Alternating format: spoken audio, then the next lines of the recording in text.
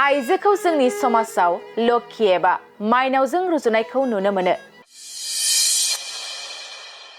बाथ्रायाव दं, गंसे नखरनि बिसि एबा हिन्जावा आखल मोजांब्ला नखरा जौगागोन आरो हिन्जावनि आखला गाज्रिब्ला गंसे नखरा जोबस्रांलांगोन। गंसे नखर दानाय एबा थेर बेथेर सिलिंखार खालामनाया सासे हिन्जाव एबा आइजोनियावनो थायो।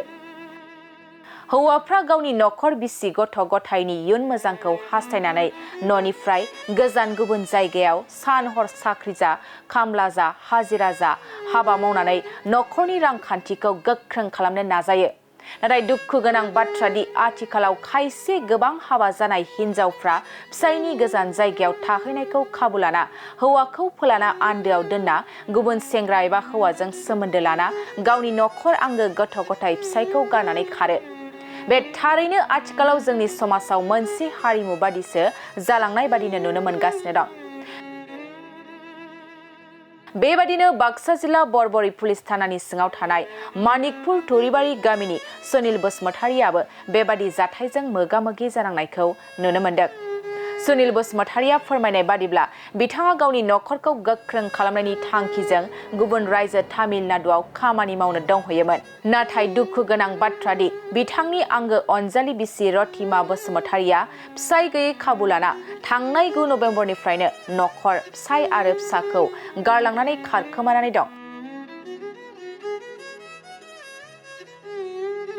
फिसायनि सन्देह बादिब्ला बिसि रथिमा बसुमतारिया सोरजोंबा दोनखारलांदों। बेनिखायनो सुनिल बसुमतारिया रायजो राजा नोंथांमोनखौ सावगारियाव होनाय रथिमा बसुमतारिखौ बबेबा लामा सामा बबेबा ओनसोलाव थाखुमानाय नुसनबायोब्ला हमना लाखिनानै 9840933439 नम्बरनि गेजेरजों नखरसिम फोरमायहरनो खावलायहरदों। शनिबार 9 तारिख रथिमा बसुमतारि। सोरजोंबा खारफालांदों ना बहाबा सोरजोंबा खारखोमालांनो माने बे हाथायाव थांनो होनना ओंखारलांदोंमोन। बिनिफ्राय फैयाखै।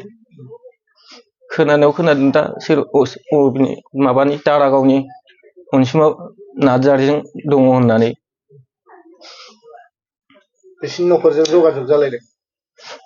बिसोरनि नखरजों माने आं हिनजावनाव सोंहरदोंमोन, अनसुमा नार्जारिनि हिनजावनाव।